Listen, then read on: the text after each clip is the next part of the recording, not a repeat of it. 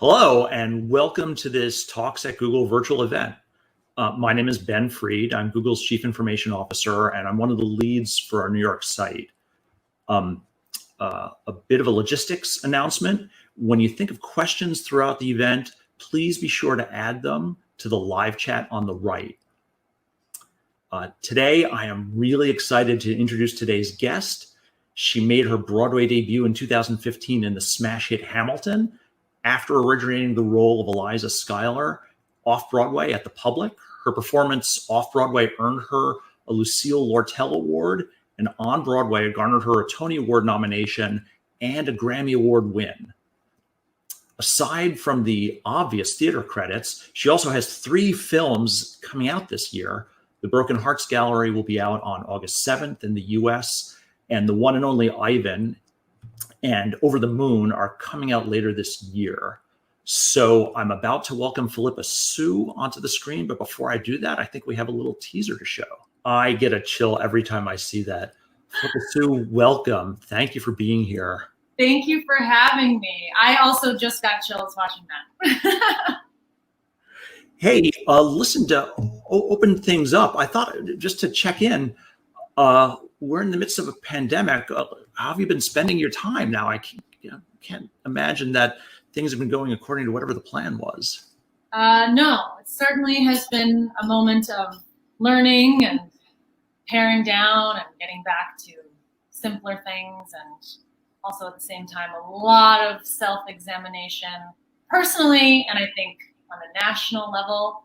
Yeah. But we're good. I'm with my husband in New York, and we just adopted a puppy. Oh, what kind? What's the breed? It's a mixed breed. We rescued her from a place called Bark Animal Rescue. Oh, wow. And she's a handful, but she's so fun, and it's nice to have something to sort of like put your mind and heart into. So has having a new dog shaped your quarantine routine? Oh, yeah.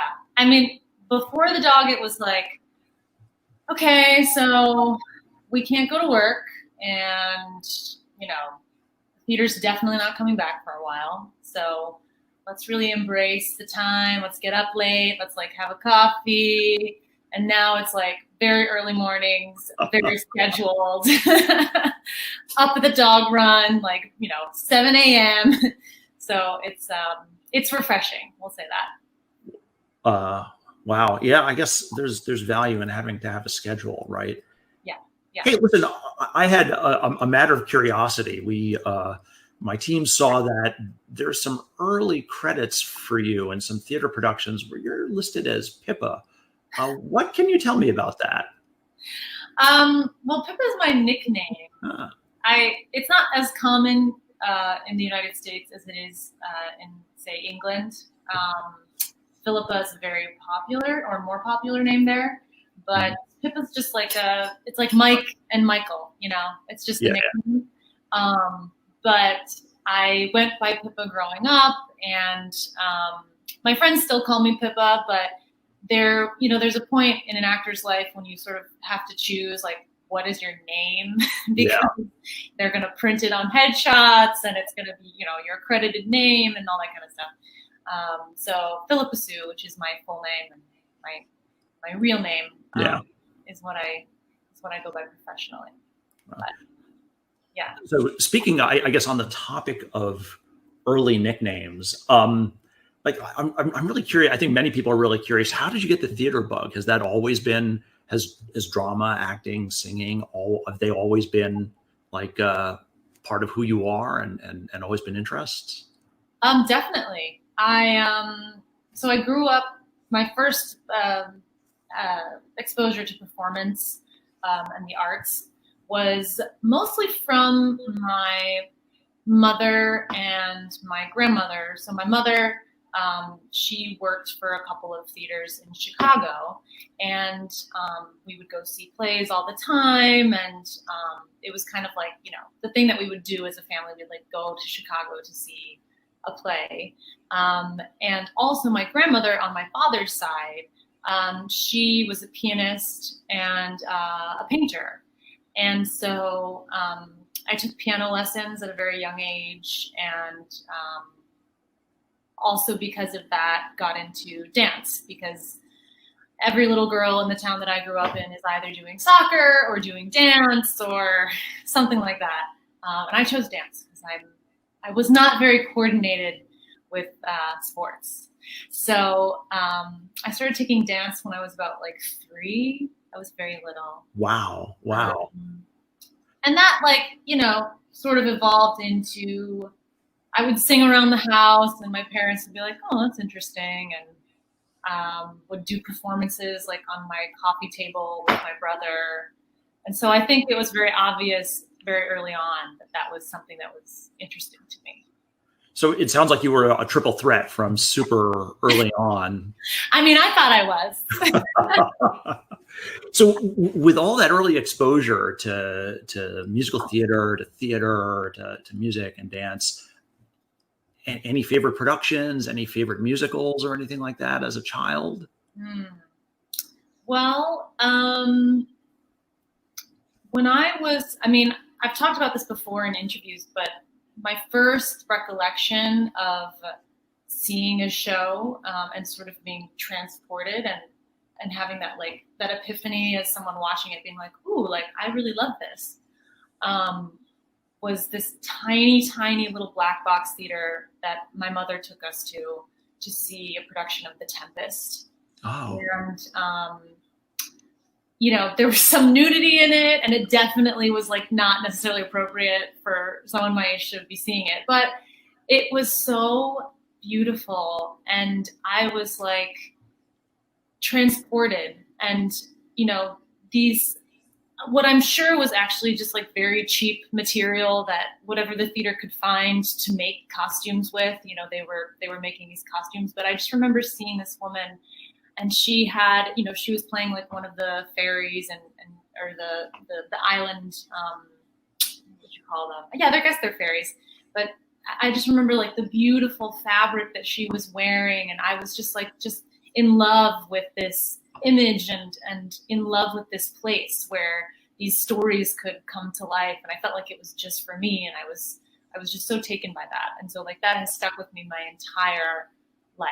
And also growing up, we would go see a lot of shows at the Steppenwolf Theater. Yeah. So yeah, like not a lot of like Disney musicals, but a lot of like hardcore drama plays that the Steppenwolf Theater was putting on. I saw a lot of productions there. And that was my first exposure to seeing live theater. Wow. And I have seen a recent video you did that's on YouTube, you and your husband, yeah.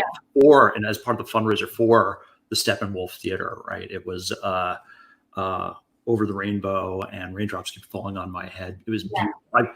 Everyone, if you haven't seen it yet, go find it. It's on YouTube. Really, really. Thank you. Yes, we love a mashup. That's like my hobby, is making mashups. Really? Any other mashups you want to tell us about? Oh my gosh. It's like one of those things that like I play with it around in my brain, and then when it hits me, it's sort of just like, bam, that's it. And so in some concerts, I've done a version of Children Will Listen, mashed up with Dear Theodosia, which is really beautiful. Wow. Oh man. So, well, I'm going to look on YouTube regularly to see if that ever. Yeah, we'll try and get it there. So you grew up in Illinois, going to theater in Chicago, and point of pride for me as a lifetime New Yorker to see you went to school at Juilliard. Hooray. Also a matter of curiosity, what was that training? What were can you tell me what you think the big influences were on you from going to Juilliard? Oh gosh. Well, I mean, it was definitely right and perfect for me because I thrived in an environment where, it was smaller groups, and I was living in New York and in my own apartment by the time I was 19, and I was like ready for that.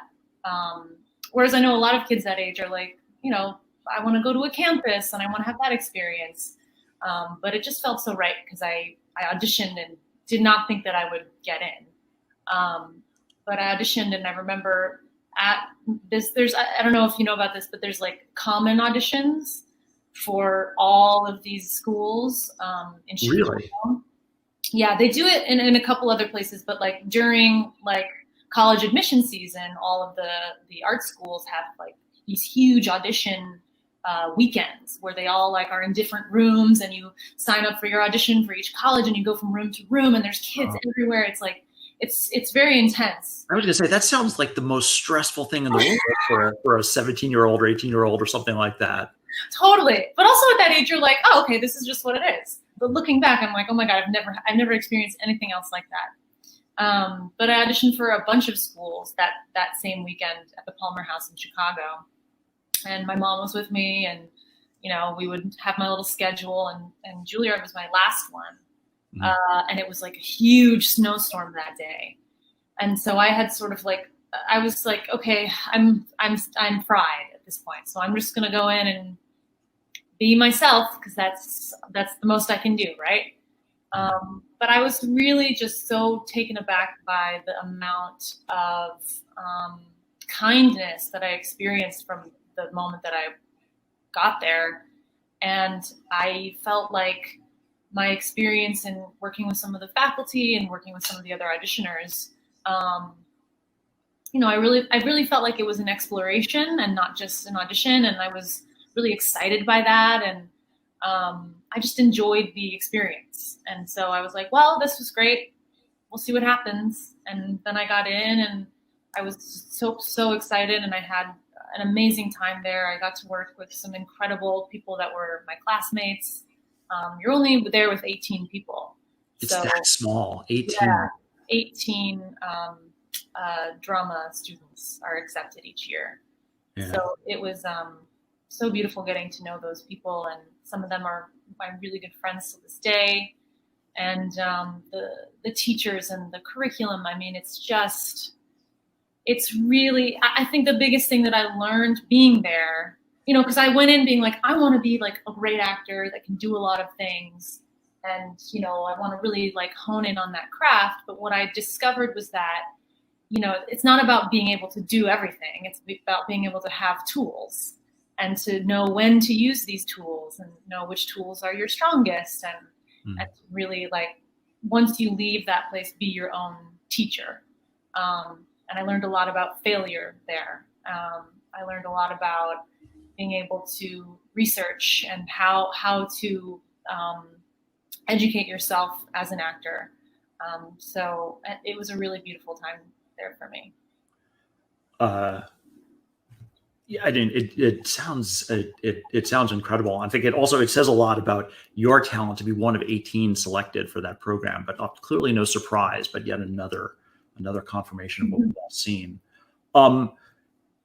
Changing subjects a little bit, I saw an article in Oprah's publication that where you'd shared a video of a girl on Twitter, a small girl on Twitter, who saw herself in your performance of Eliza. There was it would seem like an amazing moment about the power of representation, right? And I think there's a lot to go into there, because there's representation in the theater and on Broadway, and clearly something you're aware of and you've thought a lot about. I mean, starting from the beginning, did you ever have feelings growing up? You went to a lot of theater. Did you see people like yourself? Did you wonder why you didn't see people like yourself? Yeah, I mean, I guess, like, you know, it's that amazing thing about kids is that we don't come into the world being aware of that. And that's something that's learned. And certainly I was aware of it in my own way, because I'm mixed race. I'm half Chinese and half white. So experiences at, you know, family reunions and being the odd one out, kind of, in both ways, but also belonging too. So, you know, my experience was unique in that way, and I'm grateful for it, because it really, like, I think there were a lot of like hard conversations, or not even hard conversations, but just interesting conversations that were being had at an early age about, you know, the difference of cultures, etc., and stuff like that. But certainly in terms of seeing myself on a stage or in a movie or stuff like that, I didn't really see that until I think like the earliest thing I can remember is seeing Crouching Tiger, Hidden Dragon. Ang Lee, yeah. By Ang Lee, and or directed by Ang Lee, and I just felt such a strong connection because I had never seen like a big movie that had not only was being spoken in Chinese, but were all Chinese actors or all Asian actors portraying these Chinese characters and this Chinese story, and a Chinese director, and I was really aware of that and really excited by that. And that was probably like the first time that I was sort of like, oh, I'm connecting with this because I see myself in that way. And then, you know, I think so many young Asian women of my generation feel this way, but Lea Salonga was one of the first women, one of the first Asian actresses that I sort of like clung to because she was like one of the first. And so, you know, I think when I think about it now and seeing Jenna and remembering myself at that time, you know, it's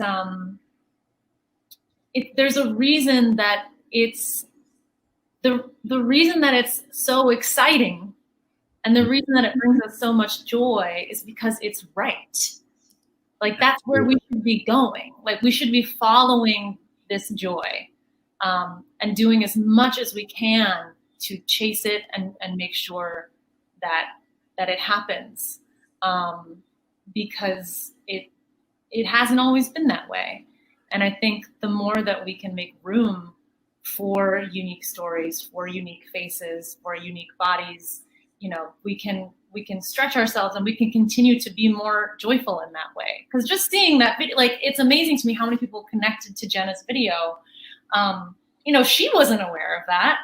She was just living her life, you know? And so I think the more that we can make spaces like that, the more of those beautiful moments can happen. Well, I love the way you use the fact that you use the word joy, because I think everyone who sees Hamilton experiences a joy in the production. And so much of it comes from representation in the cast that most of us have never seen before. Right. And that was an experience, such a unique experience of joy for so many. I like that you said that. Yeah, it was definitely like in that moment so joyful. And also I think like what's also important to acknowledge is that we are seeing these voices and bodies of people of color telling this traditionally like white history. And I think that there is a joy in it, but also there might be a discomfort in it, or there might be a questioning in it. Like, oh, this is making me feel conflicted because most of these white historical figures were slaveholders, and that makes me feel a certain way. But I think that's what's so great about theater and what's so great about storytelling is that so often it's to show us, right? It's to give us the tools to be able to like look at ourselves and say, oh, like I've never thought about it in that way before, but because that specific actor is telling this specific story, now all of a sudden I'm aware of it. So I'm not only like just super joyed to be a part of something so diverse and so culturally diverse, but also that I get to see how it's affecting people and see the impact that it has.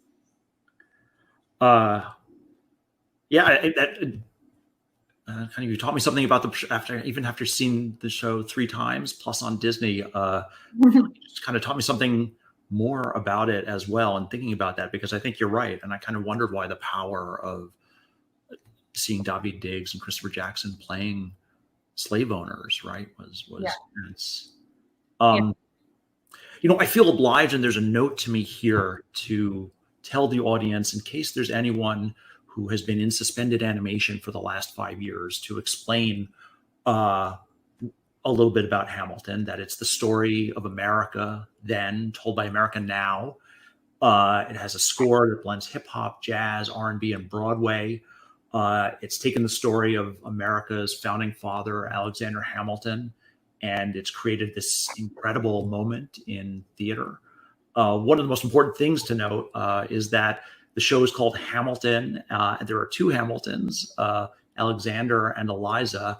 I saw a really interesting article in Cinema Blend that actually posited that the name Hamilton is about your character, Eliza Hamilton, really, and that's given the structure of the play and so on, and the arc of the story. And again, I feel weird trying to not reveal details about something that I feel like is kind of foundational to so many people's awareness right now. But in any event, that Eliza's role in the arc of it is central to the naming as well. It was a really interesting article to read and see.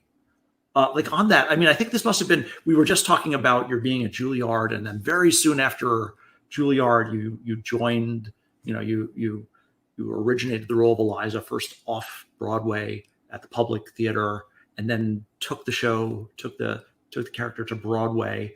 The show it's now on Disney Plus for all of us lucky enough to have the service to see with the original cast, and to see it in such a great form. I recommend it highly. The show just keeps on giving us more.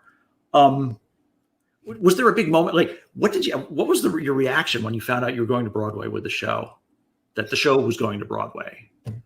I was obviously so excited. But also, I think my brain exploded. I mean, anybody's brain would explode, I guess. Because, that's like an actor's dream, is to be able to be on Broadway. And it's such a rare thing. And for that show to be my first Broadway show, for my Broadway debut, was doing Hamilton.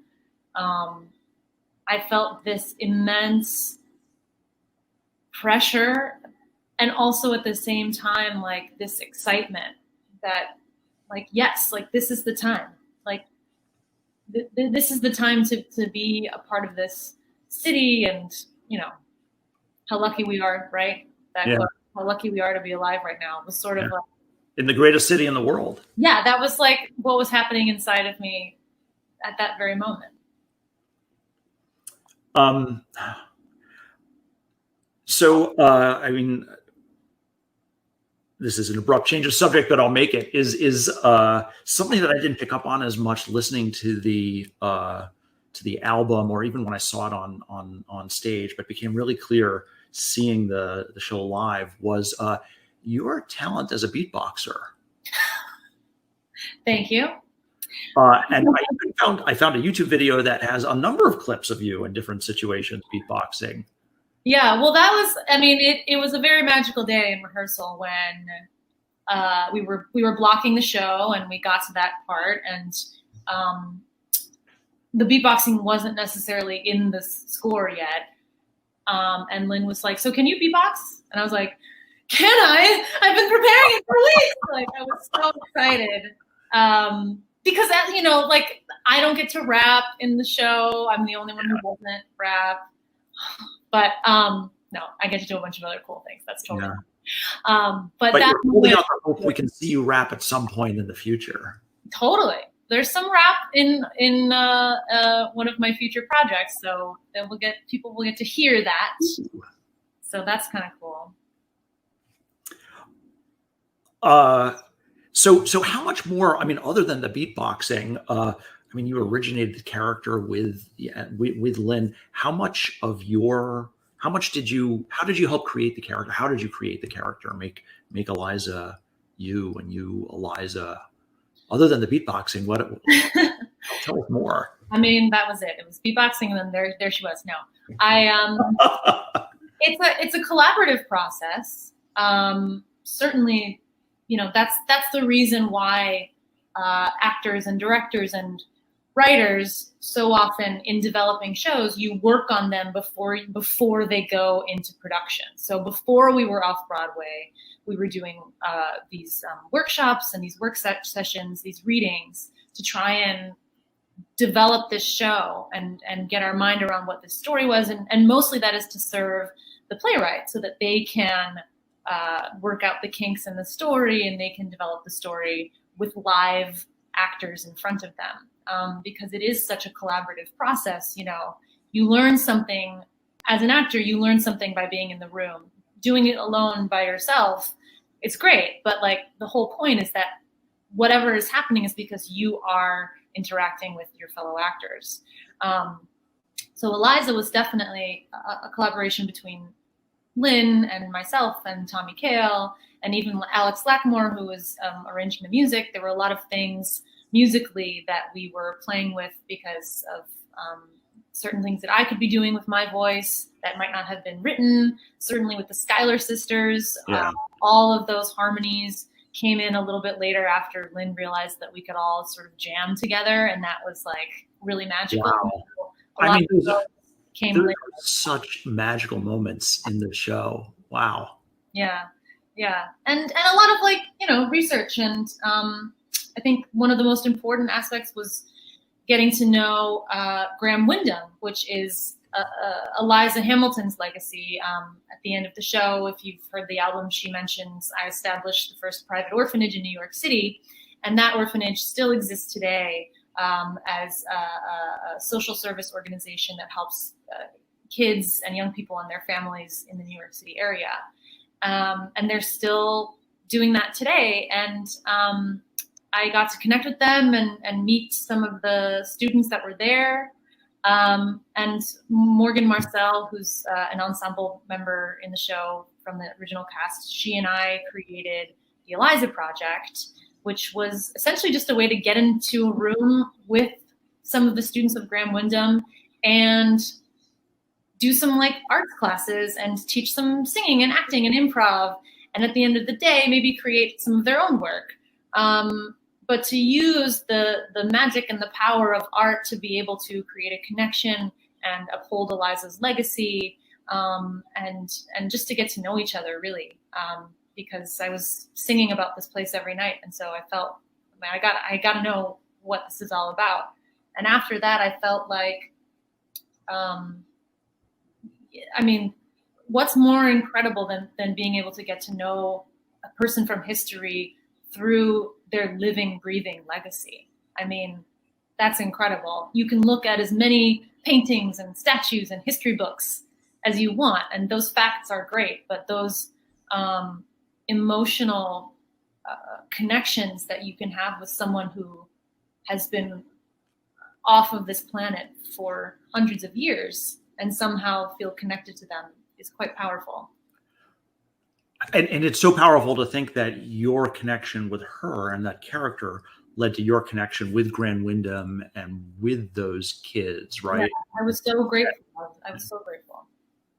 So, hey, I would love to talk to you more about Hamilton, and every person who knows me has asked me to ask you about the gasp. But before we get to the gasp, I wanted to talk about what's happened since. Wanted you to talk. Hoped you could talk about what's happened since. I mean, for starters, you did Emily, you did a show for CBS, now a bunch of film and screen projects. Like, how has the work changed? How is the work different to TV, film? What changed for you in kind of approaching those different mediums? I think someone once told me that truth has no size. And I think that's true. Like, I think acting on camera versus acting on stage has very different requirements in terms of stamina, in terms of skill set. It's definitely a shift. But I think at the end of the day, through all of the things that you're trying to navigate, whether it be, you know, technical aspects, or if you're on stage and you're wearing like a corset or something that's sort of like might be throwing you off, or something that's like not necessarily realistic on stage, you know, if you're on camera, like, yeah, you're drinking an actual glass of water. There's actually water in your cup, but there's a bunch of other things that aren't necessarily real. And so in shifting into the film and TV world, I actually learned a lot about how they're actually very similar. That there's a very similar thing that happens when you are doing tech on stage, which is a couple of weeks leading up to our first performances. We go into the theater from the rehearsal room and we sort of put the show together. We get in costumes and makeup for the first time. The lights are there for the first time. And you're just sort of like navigating through the show that you've rehearsed.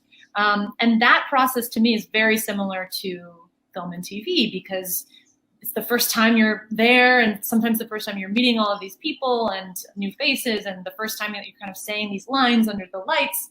So the minute that I was like, oh, okay, I see what this is, it's sort of like it all comes back and it all feels a little bit more seamless, because you're not trying to feel like, you know, more natural, I guess. Like I was like, this is the most unnatural thing in the world. This is where the acting comes into play. Yeah, I mean, just as as a lover of theater and film, comparing the experience of acting in a theater to what the pictures I've seen on set, it just seems like you must be in such a radical. I mean, your surroundings are so radically different, and the way, like, you don't have an audience to engage with, and so on, just seems a world apart. Yeah, but I think the biggest difference though in my process is that on stage, like, what you see is because of what I am bringing. Mm-hmm. And for film and TV, what's being seen is edited together. So, you know, you're your own editor when you're on stage. Oh. And it happens live in front of people.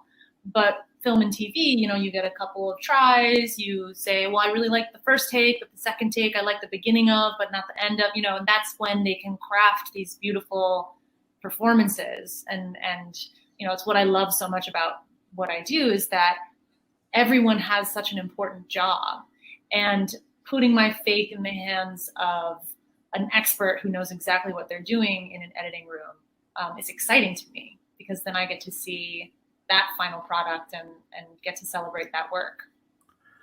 So you've done some animated projects now, and how different is that, is doing voice and working on animateds from everything else? It's very different. I mean, you know, the biggest difference is that you're not working with actors generally. I was working on Over the Moon, which is the Netflix animated film that's coming out this fall. And sometimes I was in the room with my fellow actors, but most of the time I was alone in a booth with my headphones on. I had my lines in front of me, and, you know, you sort of go piecemeal through the lines.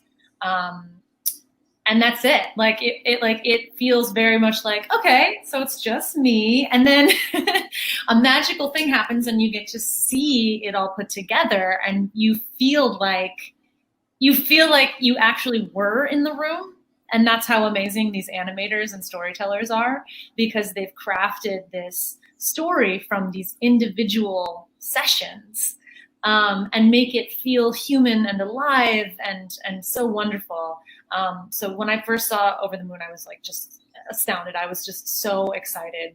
And it's quite beautiful. Glenn Keane, our director, just is a lover of stories. And I learned so much from him, because he really understands how to use your voice to create a character and how that fits into a big puzzle. So that was really cool. It's so fun. I have to give a huge shout out to Kathy Young, who is playing Fei Fei, the little girl. She's so good. And she's just like the most wonderful, wholesome, precious version of this little girl. So I'm excited for people to see her work. Hey, you know, I've got to point out, you have a lot of stuff coming out this summer, right? the Hamilton on Disney. You're in a live action movie, Broken Hearts, coming out very soon. I think there's Over the Moon, which we just saw, the one and only Ivan coming out later. And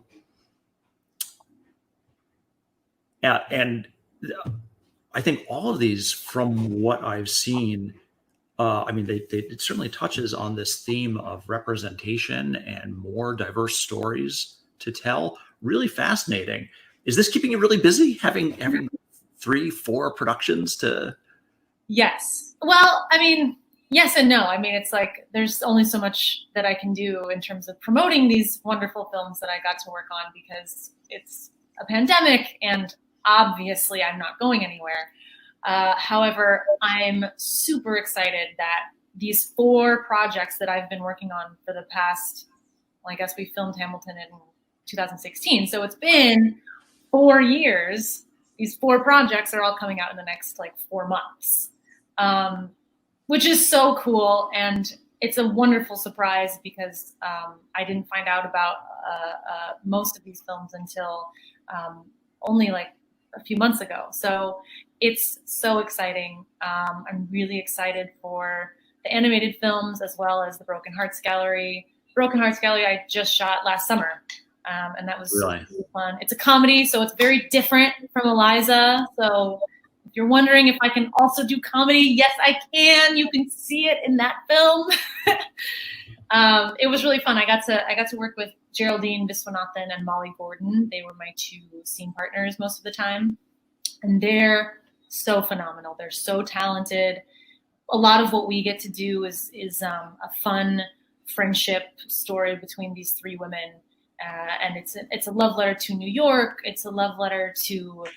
I'm so glad you said that. I was going to say, I was lucky enough to see a screener, and I was going to say, I'm a New Yorker. I love the city, and I felt so much like it hit me. What a love letter this is to the city. And Yeah. I mean, it is funny and it is poignant and many other things. Yeah, it's a good one. So I'm excited about people getting to see that.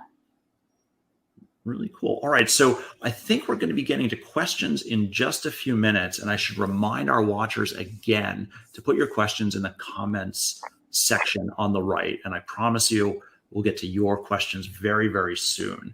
I just 1 or 2 thoughts or questions I just couldn't resist to end with before we move to those. Is there, I guess the first one is there some dream role you've always wanted to play?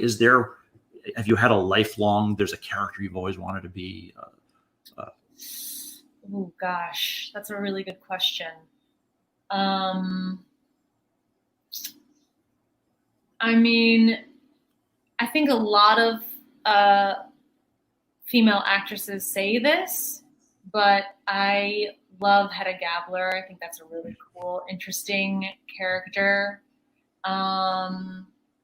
I would love to eventually play Lady M at some point. That's exciting to me.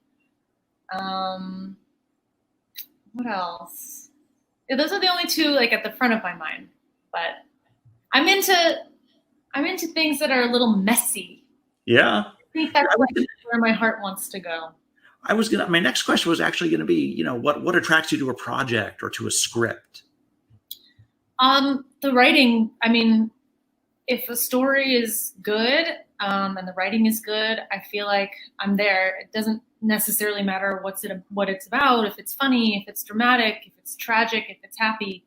I love good storytelling. And secondly, also, who's working on it. I just feel like the reason why I love this job and why I've been so fortunate is because I've been in these amazing rooms with amazing people. So the collaboration process certainly is really important to me. So I love being in rooms with people that are smarter than me and know more than me and can ask me to take risks and hold the bar high because all we want to do is make good work. So that's it for me. So listen, we're about to get to questions, but I promised many people, some of whom have significant roles in my life, that I would ask you what you might want to say about The Gasp. And The Gasp heard round the world. It's so interesting. It's hard to talk about The Gasp because when I was performing the show, The Gasp, first of all, was not always the gasp. It sort of developed throughout the process and the off-Broadway process into the Broadway process. Tommy Kail and I had a lot of conversations about what is that gasp and solidifying it and trying to like actually create a moment, because it didn't happen until there was an audience in there. And part of my experience in finding the gasp the first time was because he leads me to the edge of the stage and I look out and all I see are these beautiful faces and they're all looking at me like, and I felt the same way, so it was almost like it came from that to begin with. And then of course, as you're doing a run as an actor, you're trying to find new, fresh ways to tell the story that still live within the realm of the blocking that you've set. And it became about, some nights it was about Eliza, like seeing something, like she sees her children, she sees Graham Windham, she sees her husband again. And then some nights, because it was such an amazing experience for me as an actor and as a human, I was so young, there were so many firsts that were happening for me in that moment. It was about like Phillipa Soo looking out and being like, I can't believe what I just did a show for the president or whatever, it changed every single day. So to get back to my point, what's interesting about this gasp is it was never set, like there was no like, and this is what it means during the run until it was captured. And now that version of the gasp, out of the hundreds of times that the gasp had happened, is the gasp that everyone is talking about. Even though I don't think I could tell you exactly what I was thinking or seeing or acting in that moment, because it was constantly changing and it was about the exploration. But I just find it so interesting that the gasp is like, it's so mysterious to people now that it's been captured and set, and we can go back and watch it over and over again and analyze it. And I know that it's going to kill people when I say it's different for every actor and every person who's ever done it. And it had been different for me every single night that I was on that stage. And so I guess my only answer to the question is a question, which is, well, what do you think? What do you think it is? I doubt our audience wants to hear my opinion, but what I will say is that it seems to me like it is, like it's pure theater, right? In that it says something that's an emotional truth, right? That doesn't have words. And I think that's this power that drama and theater have, right? Is to convey something meaningful, right? And many people really feel like, and I'm probably one of them, feels like Hamilton, it's super meaningful to them and transformational, and how they, there's in your life, there's before you saw Hamilton and there's after. And I think it's kind of amazing that there can be this moment that it concludes with, where there's this emotional connection that doesn't have words. And of course, like dreams, emotions, it can mean what it means. I would expect in any performance might have been different to everyone in the audience. I think that's kind of, for me, that's one of the wonderful things about the experience of having seen it. I mean, and I will say one thing about that moment that was very intentional was the idea of Hamilton and Eliza coming together. He takes her hand, but then he leads her, and there's like a forward movement out. Like that's an intentional thing physically that was happening every day. So that's no mistake, but everything in that, that's sort of for people to put into it what they feel in their hearts. Wow. Hey, another abrupt transition, but I think we need to get to audience questions now. Let's do it. Okay, so the first question from Jen. Hi, do you have any insights or stories on what it was like growing up and being in the industry as mixed race? I mean,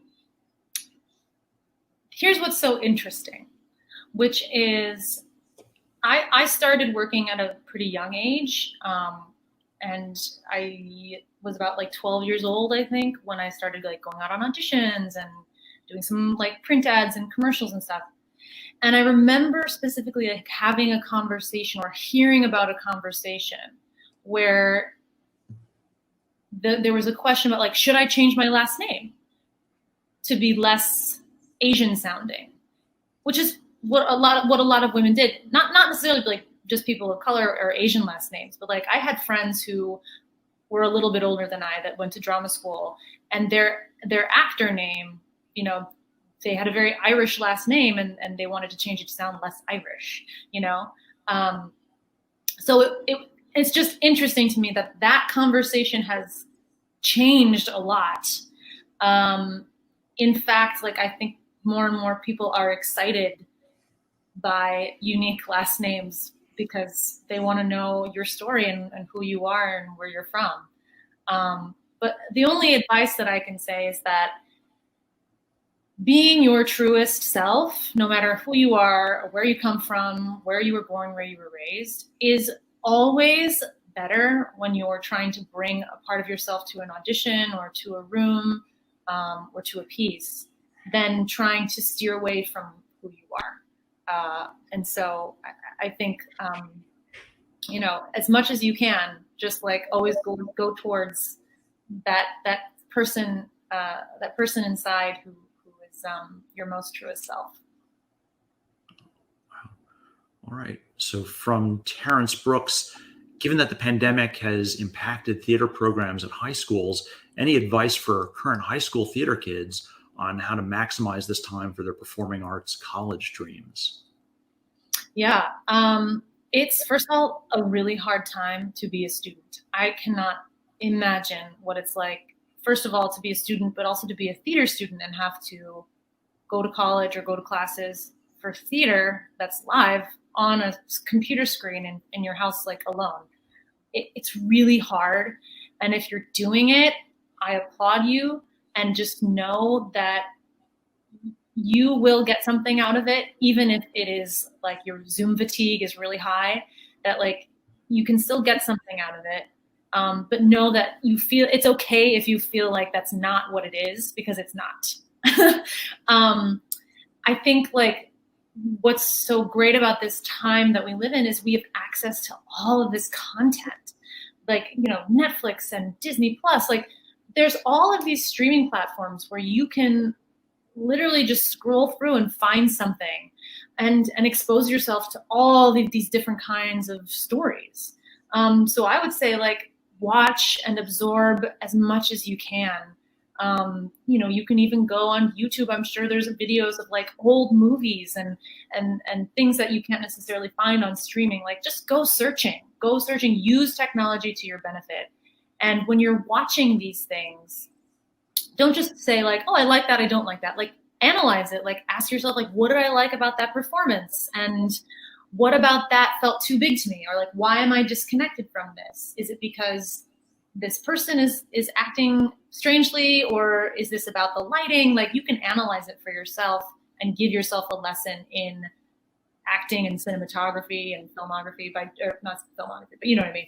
By just like in film, by just like looking and seeing what is before you and like giving yourself a rundown of the reasons why you like it and the reasons why you don't like it.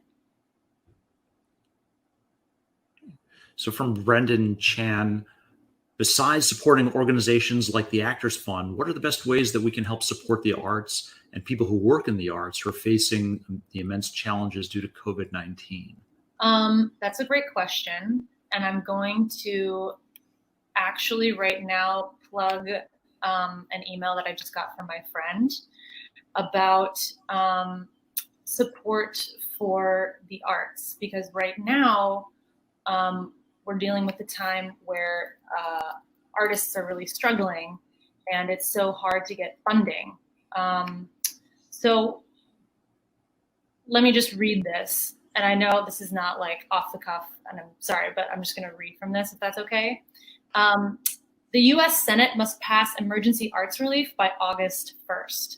Without federal pandemic unemployment compensation, COBRA subsidies, and direct relief, arts workers will face eviction, bankruptcy, sickness, and irreparable damage to their livelihood and well-being. Contact your senators and ask them to pass this relief by August 1st. and ask them to be an arts hero. And they can go to a website called beanartshero.com to learn more and take action.